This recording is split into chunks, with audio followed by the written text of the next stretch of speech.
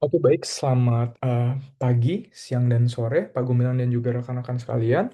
Perkenalkan nama saya Jeremy. Di sini saya akan mempresentasikan proposal individual project dengan judul Does Higher Income Reduce Cigarette Consumption? Panel Evidence of the Tobacco Cost Curve in Indonesia. Oke, di sini latar belakang masalah saya dimulai dengan industri rokok merupakan salah satu industri yang memiliki peran yang cukup penting dalam perekonomian Indonesia, secara khusus di dalam sumber lapangan kerja, mendorong pertumbuhan ekonomi, sekaligus juga sebagai salah satu sumber pendapatan negara melalui cukai. Oke, berdasarkan survei Kesehatan Indonesia tahun 2023, jumlah perokok aktif di Indonesia diperkirakan akan mencapai sekitar 70 juta orang. Dari sisi ekonomi, berbagai penelitian menunjukkan bahwa permintaan terhadap rokok bersifat inelastis. Artinya, meskipun pendapatan meningkat, konsumsi rokok tidak serta-merta menurun dan bahkan bisa meningkat. Hal ini sesuai dengan temuan Yan Siska dan Bambang Eko Alfianto pada tahun 2025. Namun demikian, peningkatan konsumsi rokok ini bisa saja menimbulkan masalah serius terhadap kesehatan masyarakat. Oleh karena itu, memahami hubungan antara pembangunan ekonomi dan kesehatan masyarakat menjadi sangat penting, terutama dalam merancang kebijakan yang efektif untuk mengurangi konsumsi zat berbahaya seperti tembakau. Hal ini ditegaskan oleh Engel et al. Di tahun 2025. Oke, next. Oke, ini adalah literatur review. Nah, dan pertanyaan utamanya adalah apakah hubungan seperti apa antara pendapatan dan konsumsi rokok? Pertama, untuk Covarrubias et al. Di tahun 2015, ia menggunakan experimental evidence dan menemukan bahwa pendapatan hanya mempengaruhi permintaan pada harga yang tertinggi. Saat harga rendah, konsumsi tetap tinggi terlepas dari pendapatannya. Kedua, Jurharta et al. Di tahun 2005 melakukan studi cross-sectional di Indonesia dan menemukan bahwa rumah tangga berpendapatan lebih tinggi cenderung mengkonsumsi lebih banyak rokok, sekitar 7,8 bungkus dibandingkan dengan 4 bungkus per bulan. Tapi pendekatan ini tidak bisa menangkap dinamika atau pola non-linear dalam jangka waktu tertentu karena Jurharta menggunakan model regresi linear. Berikutnya adalah Connelly et al. Di tahun 2010 yang menggunakan aggregate level analysis dan menemukan bahwa ketimpangan pendapatan tidak banyak mempengaruhi pola konsumsi rokok. Yang terakhir, yang menjadi artikel rujukan saya adalah Engel et al. Di tahun 2025 dan juga Cantero Piero et al. Di tahun 2023 yang memperkenalkan konsep Tobacco Cost Curve atau TKC. Ya, mereka menemukan bahwa hubungan antara pendapatan dan konsumsi rokok mengikuti pola non-linear berbentuk inverted U-curve, di mana konsumsi meningkat pada tahap awal pertumbuhan ekonomi, namun menurun setelah mencapai tingkat pendapatan tertentu atau turning point-nya. Ini mirip-mirip dengan model yang dicetuskan oleh Simon Kuznets di tahun 1955 terkait dengan inequality Kuznets curve. Oke, next.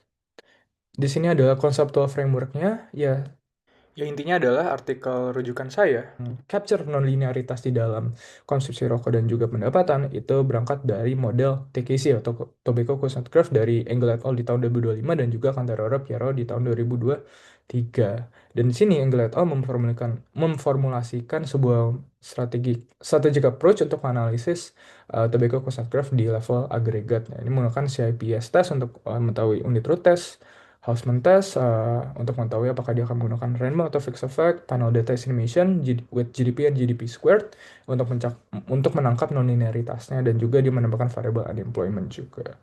Oke, dari strategic approach tersebut, Engel et al. Memformulasikan model yang bisa dilihat seperti ini. Ada tobacco sales dan juga beta 1 GDP tambah beta 2 GDP Square untuk menangkap non-linearitas dan juga dia ada time fixed effect dan juga ada state fixed effect. Oke, next. Oke, jadi motivasi penelitian ini itu karena rokok merupakan salah satu topik yang relatif penting dalam kompleks dalam studi ekonomi, terutama di konteks Indonesia. Seperti yang sudah dijelaskan dalam diskusi-diskusi sebelumnya, konsumsi rokok menunjukkan hubungan yang relatif rumit dengan berbagai variabel ekonomi, utamanya secara khusus yaitu pendapatan.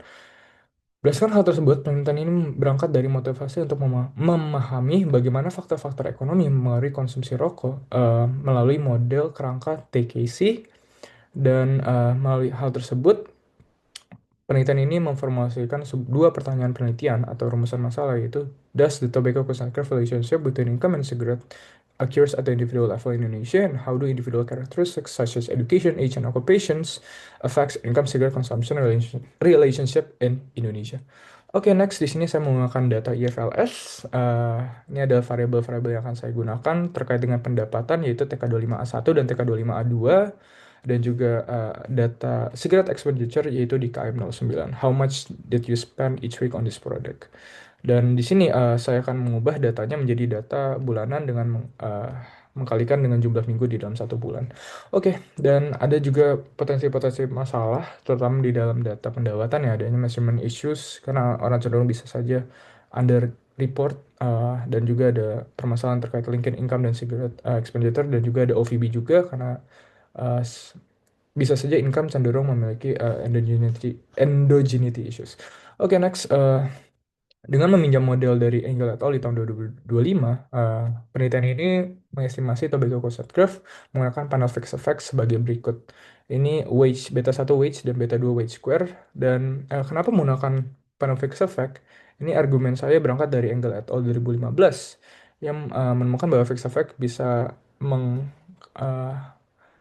bisa menggabungkan time invariant regional characteristics seperti structural economic difference, demographic compensation, dan juga cultural attitude toward tobacco, dan juga time effects effect bisa mengkontrol adanya national level factors seperti economic crisis, tax reform, or public health campaigns yang bisa saja memberikan dampak terhadap suatu wilayah. Dan berdasarkan Hausman test dari Engel et al. 2015, ya, ia menemukan bahwa model fixed effect layak untuk digunakan secara formal gitu. Oke, dan di sini adalah syarat-syarat ya untuk dipenuhi supaya model ini dapat berbentuk inverted U-shaped curve. Yaitu untuk turunan pertama sama dengan 0 dan untuk turunan kedua itu kurang dari 0. Jika kita melakukan derivasi, kita menemukan bahwa akan ada dua wage beta 2 dan supaya uh, variabel ini itu menjadi negatif, maka beta 2 syaratnya harus negatif. Namun berdasarkan analisis bisa saja pendapatan ini bersifat endogenous. Mungkin menggunakan panel fixed effect tidak cukup untuk mengatasi permasalahan tersebut. Oleh sebab itu, model ini mungkin bisa saya improvisasi dan bisa menggunakan IV fixed effect. Oke, baik. Kurang lebih seperti itu presentasi saya. Kurang lebihnya mohon maaf. Bisa di-scan di sini untuk paper saya. Oke, terima kasih.